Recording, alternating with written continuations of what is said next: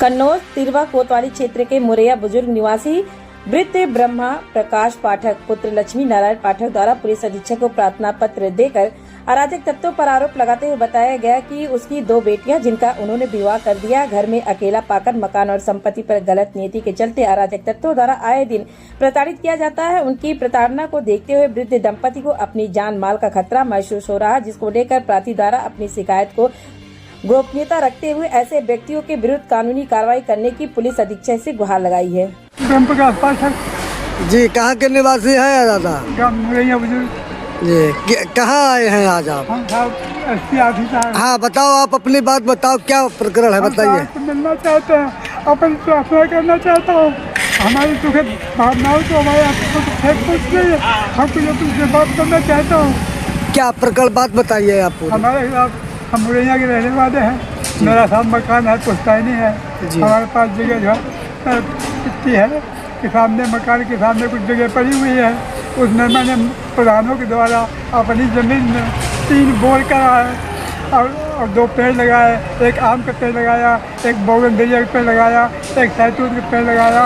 80 साल से बात खड़े हुए हैं। जनता में जब कोई ख़त्म होता है तो बाँस मेरे हैं तो कट के जाते हैं। अब वो लोग कहते बाबा हमें बाँस चाहिए, मैं इनकार नहीं करता हूँ। वो बाँस जो है कोई लेता है, नगद लेता है पैसे से, तो वो 100 रुपया दे जाता है।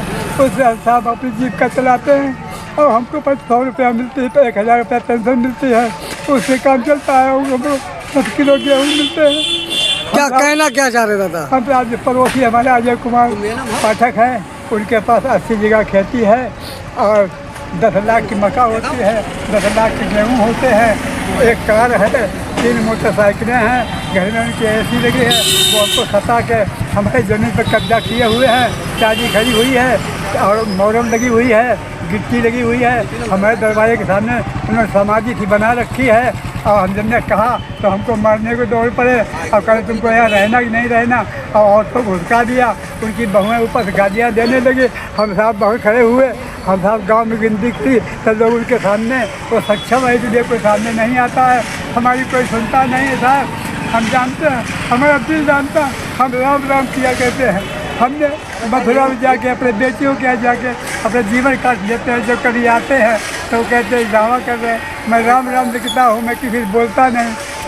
हमें राम एसपी साहब का कहना ये है कि हमारा न्याय हमको मिलना चाहिए। कुटुंबकम की भावना में कार्य करने वाले हैं। हम नहीं चाहते कि हम किसी के खिलाफ कोई कंप्लेंट करें।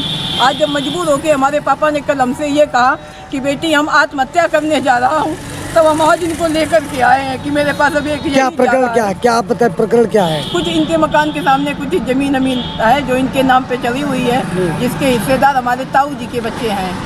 तो हम उन्हें किसी भी तरह से दे देते। अब उस ज़मीन को अब 3 लोगों की चूक थी। हमारा मकान है, इन लोगों की पड़ी हुई ज़मीन है, वो कुछ पड़ोसियों ने कब्जा कर लिया है। कौन लोग हैं? अजय पाठक है पड़ोसी।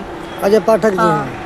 और अभी जब घरौनी बनी थी तब लेखपाल महोदय ने अगस्त में जारी किया तो उसमें पापा की संपत्ति दर्शाई है और अब वो कह रहे हैं कि मेरे नाम चल गई। क्या ऐसा हो सकता है कि इतनी जल्दी, अगर तब वो उनके नाम पे थी, हमारे उस कागज़ को देख लिया जाए।